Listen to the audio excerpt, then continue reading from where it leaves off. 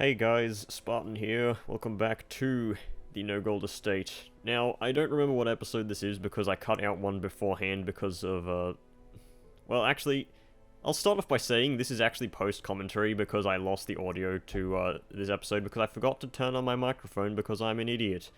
So, this will all be done in post-commentary. Now, you may notice characters are stressed, and that's because in the episode that I scrapped, I decided to power level a few characters, and, I will jump cut to what happened in those episodes, which was active live commentary. That sucks. As long as they don't shank the leper. And of course they shank the leper immediately. If leper dies, then this mission is essentially moot. Don't die to the first death blow tick. I brought these bandages for a reason. Well, it should be able to score a critical stun. Nope, I guess not. To a killing blow. Excuse me, which unit has the extra crits received? Is it the leper? No. Honestly, can we even continue at this point? No, we can't. Otherwise, we'll just die. Okay, that's a bad one. 20 damage. Didn't bleed, somehow. Masochistic Hellion doesn't bleed. Okay, he's not going for a collect call. A hand's breadth from becoming Odd case.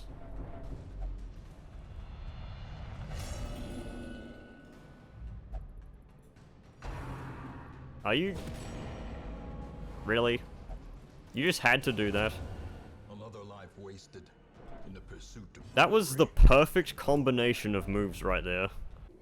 Yeah, basically, that was just completely screwed up, and I don't know if that was my fault, because, I mean, some of the worst things possible did happen there.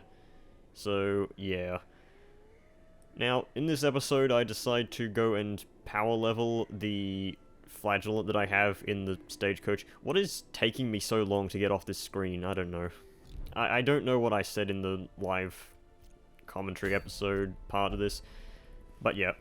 So, the weeks are technically doubled because I was doing a trick, which you will see in action right here. Basically, you bring a level 5 or level 6 character into Darkest Dungeon, or, well, any Darkest Dungeon mission. So, you load into the mission, and as long as your character's level 5 or 6, you can abandon the mission for absolutely, well, actually no, a little bit of stress as the downside of this. But in return, upon returning to Hamlet, you gain a plus 100% experience gained buff to all your heroes, so it makes it a lot easier for you to power level your characters. Which is what I was doing before every mission that I did, which is why we're on week 64 now, which is not on track. So yeah, I picked up this flagellant. He's not particularly good. He has dud hitter, which is pretty bad. He had claustrophobia, no, not claustrophobia, curious or compulsive before, which I removed. And, yeah, just pointing out that these characters I lost weren't level... Well, one of them was level 0, one of them was level 1.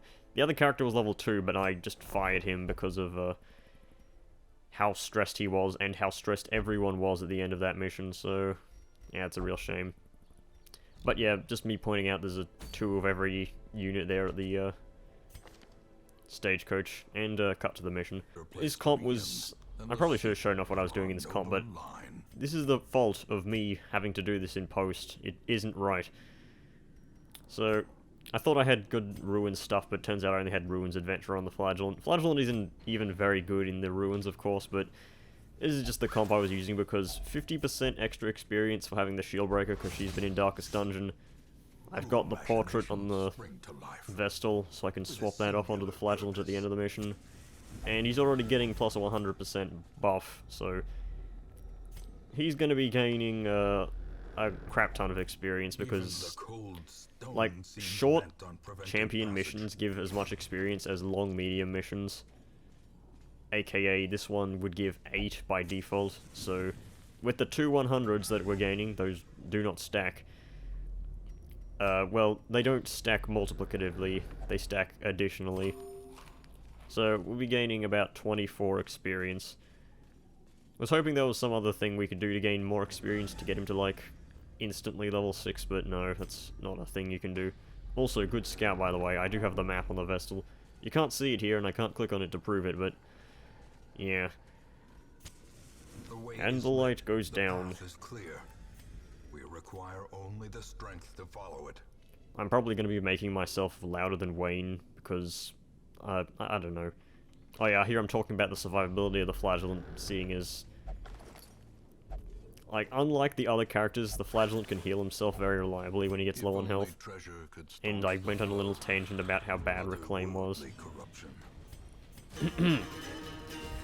I can try and, go over exactly what I said, but then again, I'm never happy with my, live commentary. That's kind of just the thing about being me, like, in post I always think, oh my god, I could have said something better here, but no. Their formation is broken. It was a nice crit. The A singular strike. Yeah, even with that extra 20% bleed, I'm not even going to get a bleed on these things. Obviously, wanting to apply a bunch of extra, like, stress healing to this Flagellant so I can potentially bring him out as soon as possible without needing a break. But yeah, I tried bringing out Lepers and Hellions as a frontliner for the Darkest Dungeon 2 mission. Didn't seem to work. Or at least, well, it could work, but regardless, didn't even get to the stage where it worked. So one thing that I did is, I said this in the scrapped episode, but it's not going to, see the light of day, obviously. But I checked the stats of Fetch on the Darkest Dungeon wiki, just because, like, missing all those 140% stuns, oh no, getting hit by all those 40% stuns against my man-at-arms and etc, etc. So I was wrong about two things. I was wrong about the pull chance. The pull chance is actually 150, so it's very likely to pull most characters. So that's a thing that was, something I overestimated, or no, underestimated. So I shouldn't have been angry about getting pulled, because that was likely to happen. But the second thing I was wrong about was the stun chance on Fetch as well. Yeah, surprising. It isn't 140%, it's actually 130%, meaning that there was even less chance of me being stunned from those stupid stuns. So you'd think that would make me less angry knowing that, oh, it's not as bad as it looks in the actual game, but no, I'm more angry because, like, there was less chance of that happening. Like, come on, man, what's your problem? So, yeah, all those 30% stuns. Also, that's a nice dodge from the Jester right there. 54 dodge with the Ancestor's Coat doesn't work. I swear this Flagellant has been dodging, or at least does dodge in this mission more than the Jester does. Regardless, I want to take out the Bone Sergeant first because I hate him. Like, getting crits for 24, it's just not fair. And again, the Flagellant's heals can crit as well, which is much more effective than any Graveyard Slash. I probably shouldn't spoil what happens in this fight because, yeah. I know what happens, you don't. Unless you're me, which I doubt you are. So nice crit there. Shows off how bad the debuff can get with, you know, if you have a character that doesn't have high debuff resist from not being the right level, debuffs do some bad things. They do stack up over time, meaning like dead weight can actually screw you over completely here. But this is like one shield wall versus a squad of 4. Plus a shield breaker. Shield breaker's armor piercing is also really good. I hope you can't hear me fiddling with this thing that I have in my hands, because it is making a lot of noise.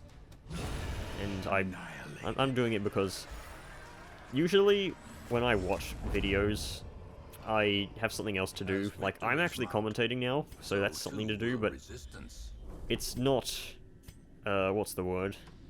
Occupying. Like, I've gotten so good at commentary in terms of, like, naturally being able to talk consistently that it's not even, like, a trial or anything for me to talk out of my arse completely.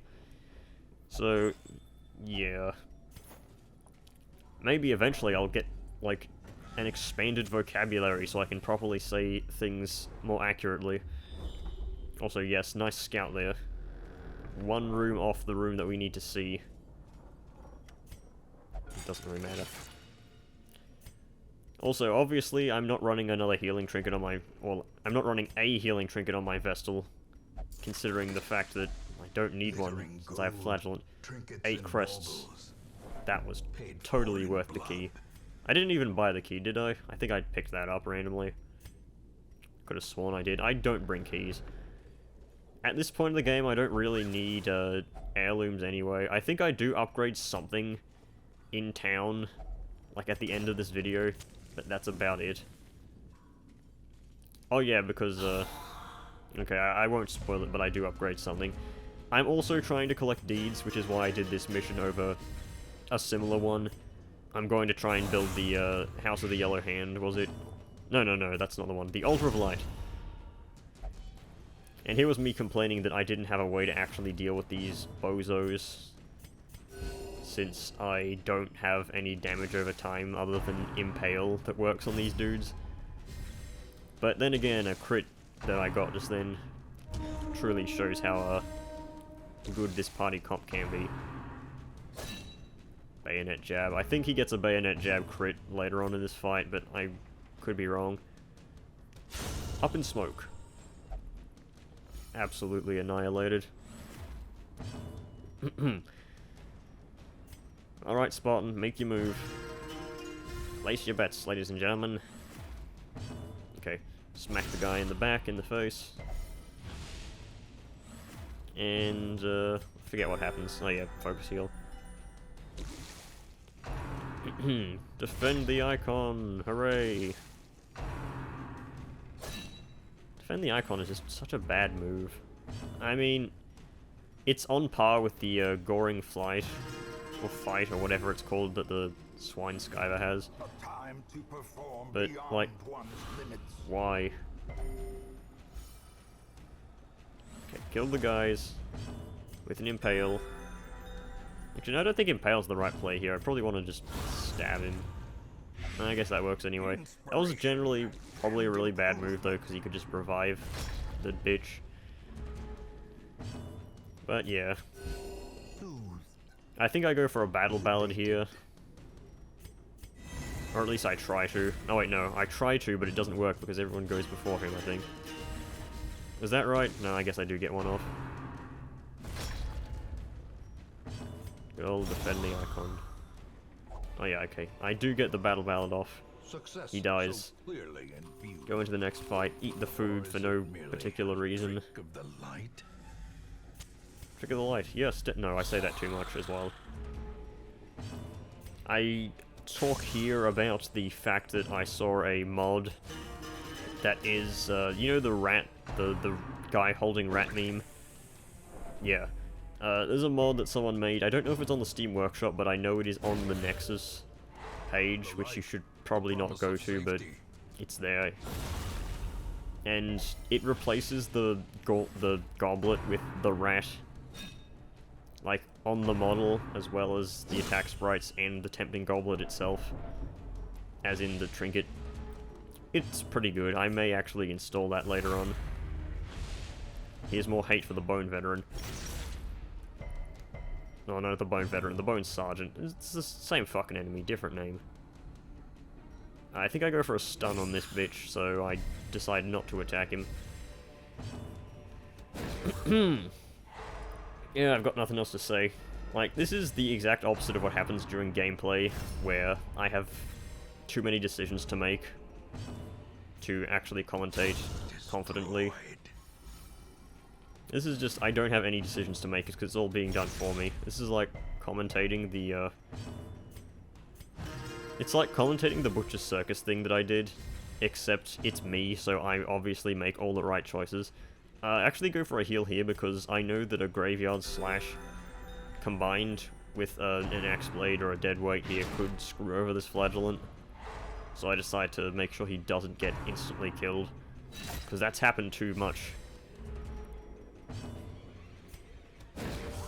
And at this point, the fight's won. That was a, like, 10% miss or something like that there. And I go for a finale here. The crowd goes wild. It's a trick you do in Butcher's Circus. Like, use Exposed to move backwards 1, so the Jessican finale. Hey, guess who forgets to snuff the torchlight here? The answer is me. Yeah, I do it too late. Much worse than mere trickery and boogeymen. And then I dawdle along here because I look into the quirks thinking, oh, I can give someone a ruins quirk, potentially. But it's really not very useful because I have good quirks on these characters generally. And the Flagellant doesn't need one, but I decide to do it with him anyway, so yeah. Eat the food to try and reduce disease chance. Emphasis on try, because, I mean, I just fed the Shieldbreaker and the Vestal to try and get them to have less disease chance. Guess who the 2 characters who get diseases are? Yeah, it's those 2. So yeah, plus 24%, not percent, just 24 resolve experience on the Flagellant. It's good. Tapeworm and Vertigo. Vertigo is bad because this is the Vestal that we're going to be bringing into the Darkest Dungeon 2. So, minus 50 move resist against Fetch is god-awful. I'm obviously not doing the Shrieker's mission. So, yeah. I'm just gonna jump cut right before the next mission.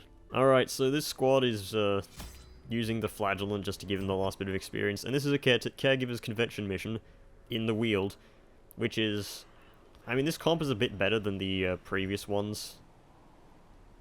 Oh yeah, I was talking about considering selling the Ancestor's Bottle for gold, because I might need it. No, don't bring 4 shovels, just bring 3, that's enough.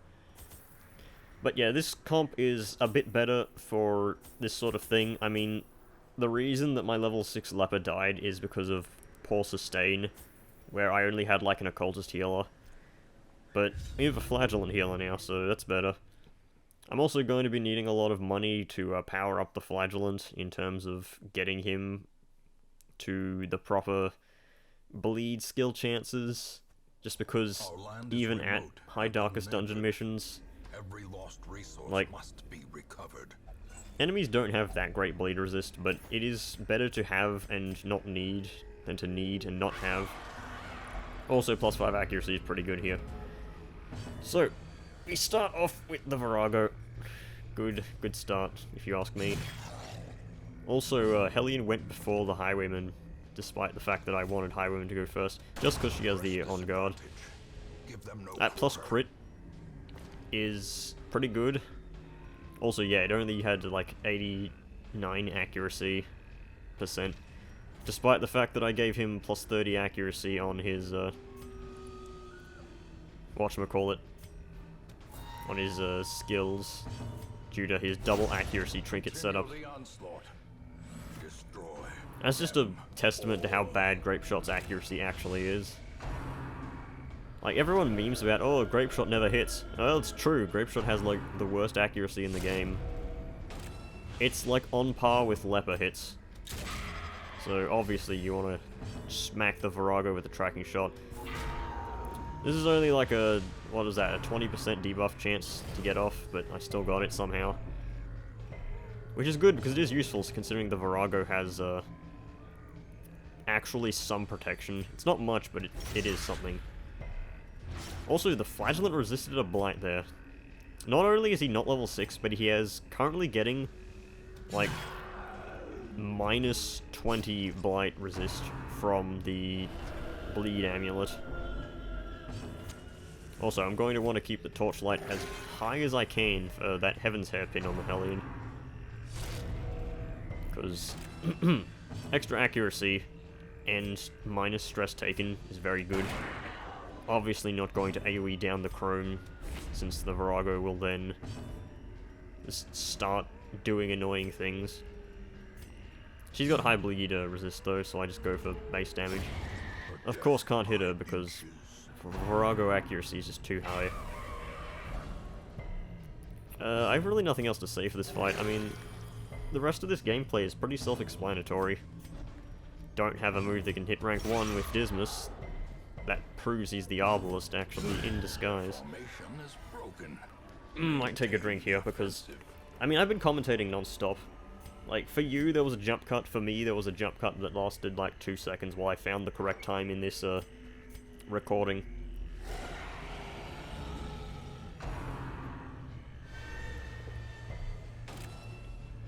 Now, here I ranted about how the giant is like one of the worst designed enemies in the game. So, one of the worst things about the giant is his high debuff resist, in which you can't reliably use something like the occultist, like, weakening curse to debuff him. So that was a bad dodge. I'll call mulligan on that, but he's resisted the minus bleed skill chance, the grape shot, plus crits received. He just resisted the weakening curse there again. Like, the only way you're supposed to actually, like, not die to this dude is either have a man-at-arms, or, like, debuff his accuracy somehow. Which is hard, considering the fact that he has fucking 80% debuff resist. It's stupid. Get rid of him. Like, who the hell designed this enemy? Like, thankfully, the Hellion, dodged a hit at the start. But that's because I gave her the box of extra dodge and health, just because it may help. Also, thank God Embrace the Dark doesn't actually do damage, otherwise my Flagellant probably would have died there. Knowing me. Yeah, get some damage off on the enemy that's 50% protection. But yeah, also take note that the giant just used Tree Branch Smackdown 2 turns in a row. He's not supposed to do that, he's supposed to have like a cooldown on his moves. But he like, he just didn't. Because of course he didn't. And I'm gonna need to cure that Blight just in case he gets a lucky hit. Tree Branch Smackdown immediately, like, fucking dies to the damage over time as well. Because, like, Giant, one of the worst designed enemies in the game. He's not as bad as the Fanatic, but the Fanatic is a roaming mini-boss and you're not even supposed to, like, fight him. Also, that's another thing I really hate. Oh, only the Flagellant gets hit? I mean, it would make sense if the Flagellant got shuffled, but the fact that the Occultist goes from slot 4 to slot 1 when he didn't even get hit, that's just bullshit. Like, why? Why is this a thing? I surely won't regret losing the torchlight a little. my voice is dying. Like, take into account that this was recorded yesterday, for me, at least, what's the word? Timeline-wise, I guess you could call it. So yeah, I didn't do any of this earlier today. It was done the other day, so yeah. It's a shame, but at least it only stopped one day of production from me. Which is, I guess, enough to be an inconvenience to anybody that watches me, considering that I have a very erratic upload schedule. Also, take a drink every time Dismas interacts with everything, because he's actually got like 3 interaction quirks, and it ends up screwing him over. But you can't see that right now. Something about the crow, I don't know. I don't know what I'm saying. 1 damage off. Can we hit with Weakening Curse? Yes, we can. It was a crit. Good. Okay, well, the Hound is dead. Hound did nothing. Embrace the Dark. You call. No, I will not say that. I should really stop saying song lyrics, because just saying song lyrics is not funny. Or entertaining. Like, haha, he said a song lyric. 20 points to Gryffindor. And here's me saying Eagle Eye is good, that's why he's getting crits, but it doesn't outweigh the minus crit modifier of Grape Shot Blast. And then I do a quick check and find out that it actually does, point for point. So, yeah, that was me being wrong there. That's the context behind that interaction. The thing is, I get like about 5 minutes of break between episode, like in the middle, like just in the hamlet when I'm sorting out things. So, that's why my voice is a bit needing more of a break-ish. This was a 53-minute recording, roughly. So, yeah, take that as it may, whatever. Congratulations, you get resist. You Think get of rare yourself, skin, you know. a victim to the spreading corruption. So he's got Bloodthirsty, Hagiomania, Kleptomania, Necromania. It's like, to anyone who says you shouldn't remove those, just take a look at Dismas right here. He screws up half this mission just from fingering graves. Precision and power. There's no amount of damage Grapeshot can do to this hound to kill him straight up, because, like, if Flagellant had level 5 skill, then he could with that 9, but he didn't. Could have also got, like, an upgrade to the weapon of the Highwayman. He's only got level 4. Then again, I won't need to upgrade that until the final mission of the game, where I'm bringing him out to. For thematic's sake, Confusion Spores, Bad Shuffle. Thankfully he has the best stun in the game, so I guess it's alright. Lay the smackdown on the backliner. Alright, I moved backwards here, I think, because I want to let the Flagellant actually take a turn. Because he's gonna do something. I actually don't know which one I would have done, like, right now. Probably would have actually been better to hit the crone in the back. Oh wait, no, she has way too much health, never mind. Do I actually pop a torch here? I probably shouldn't have. I should have, like, camped or something. Saved the torch, but... yeah. That's the second dodge that he's got on that. That's 110 accuracy. So that's effectively, like, 89% hit rate. If I'm, like, doing my math right. So... goddamn giant. A powerful blow. A powerful strike. A devastating blow. Getting those crits for stress heals. They're good. Impressive. It's all good. They all taste good. And Cursed smack. champion falls. Get more deeds. Need those. Free stress healing is always nice.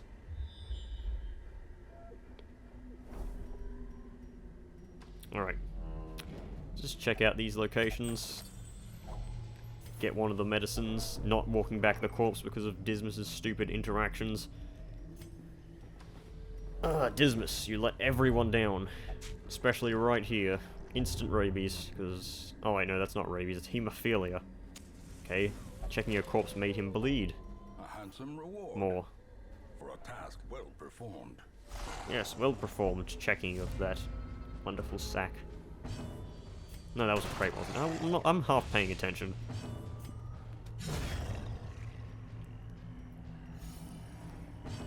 Alright, get the kill. Easy. And heal the Flagellant, why not? I don't know. I don't know, maybe it'll do something later on. I don't know, probably not. This is a slow and insidious killer. Like, you can see later on that, oh, healing this Crusader is impactful because it does something, I don't know.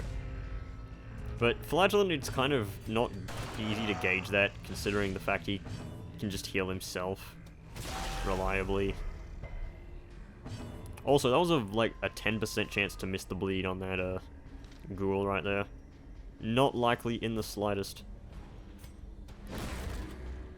I think I actually focused the ghoul in this fight.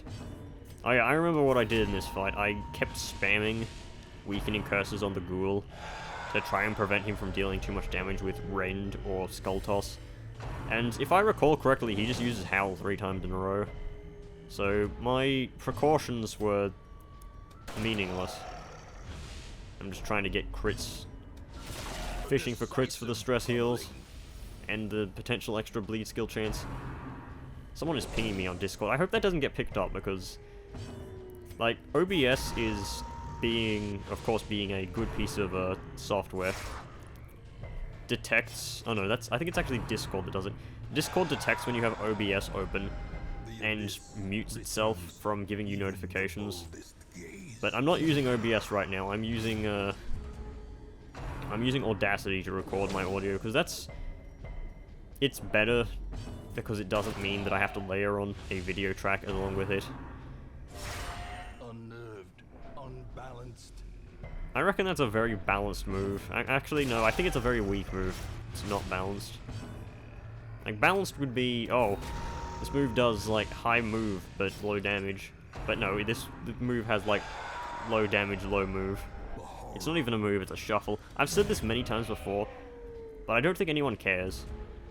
Like, oh, ho, ho, ho, interesting fact. Do you know that Le Flurry of Claws is a shuffle? There's the skull toss at the end of the fight that actually does get the stun. I wish there was a way to stop enemies from, like, getting bleeds and blights off. Or stuns, in this case. There was no particular reason for me to do that right there. I probably should have gone for pistol shot.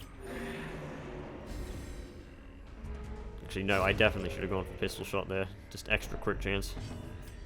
Gasp. A victory. Perhaps the turning point. Yeah, welcome to Turning Point Dungeon. There's the dodgy sheath. It's a good trinket pickup. I don't think I actually did sell that at the end of the episode. I probably should though anyway. Just because dodgy sheath is a good trinket for melee highwaymen at the early points of the game. It does get outclassed fairly quickly though. But the only downside is minus accuracy range skills. But of course that's a bad thing for this highwayman considering it's ranged highwayman. So yeah, Bandit's Sense, Lash's Solace because we need all the stressing we can get on this flagellant for next time. And I think I just clean guns here. Ignore the Rousey in the middle of the campfire.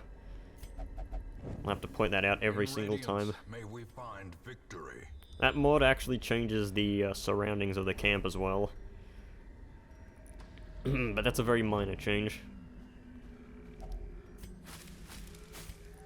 I don't even know why I have that mod. I think it was just a spur-of-the-moment thing I did just for the lols.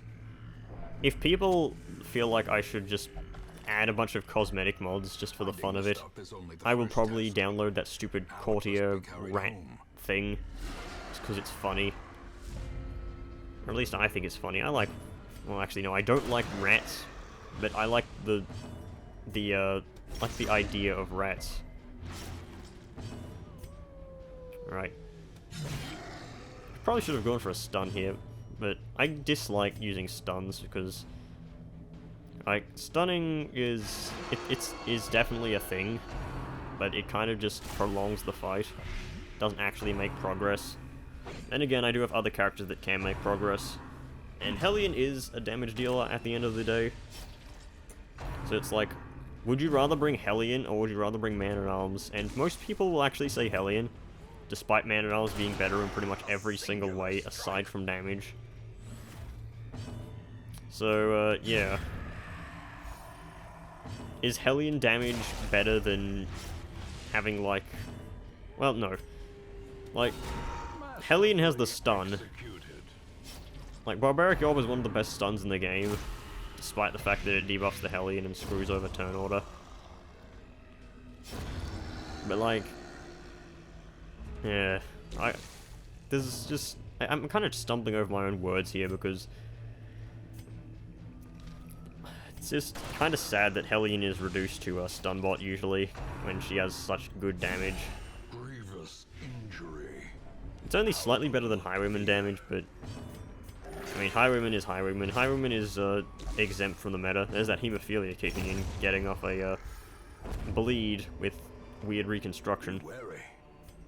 Triumphant pride precipitates. Decide to cure some of this. Fall. What's in the crate? Got some coffee, Cheetos, and chicken. Okay, and then eat the food, yeah. Make way for the deeds and the busts. I don't need medicinal herbs. I don't know why I kept those. There's very few actually dangerous debuffs in the wheels. It's more just blight. Also, you can point out that every time I use the torch, like, I'll mostly... You know what? That's not proper wording. Usually when I go for buffing the torchlight, it's done with the mouse button instead of T, which I don't know why I do that, like, considering that for most of the game's lifetime, you have been able to use T to buff the torchlight. But I don't know, I'm just very old-fashioned. I think I'm wanting to stall out this fight, that's why I go for a pistol shot. Yeah, I get a face punch for the win.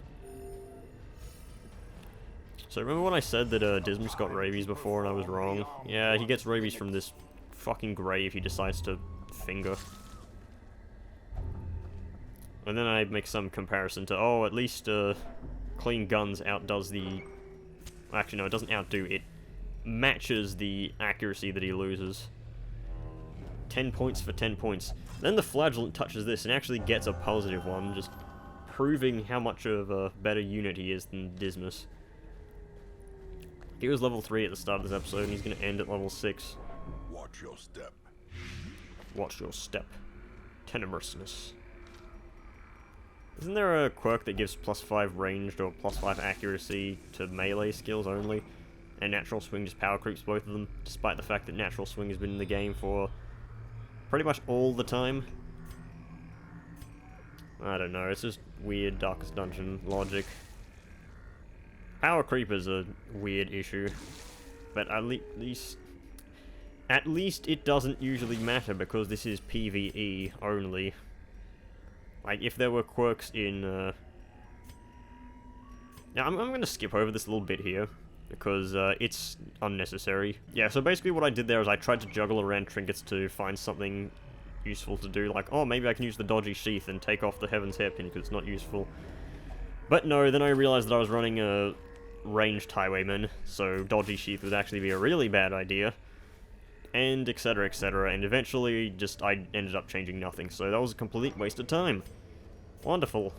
But it didn't matter because there was no fight in the end screen either. Ugh. Ugh. God.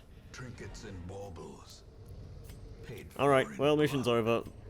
And you know what's the best way to end the mission with? Take one guess what the best way to end a mission with is. But yeah, this is a good haul. 9,000 gold, Eternity's Collar, which I will then sell for 3750 gold.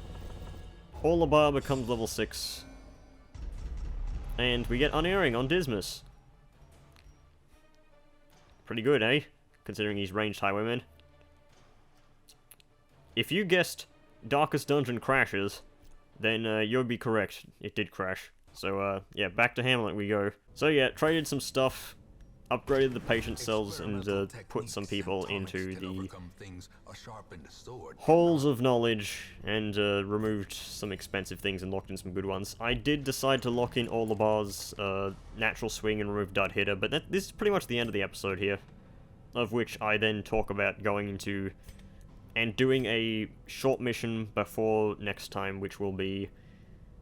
Actually, next episode I should be able to do the short mission and then go into the Darkest Dungeon again with the Flagellant, and hopefully win this time, which is why I'm not bothering to stress heal anyone, because if I do win, it's free stress heal anyway on everyone, so yep. So, I'll see you guys in the next video, of which that will happen, so yep, I'll see you guys then. Goodbye.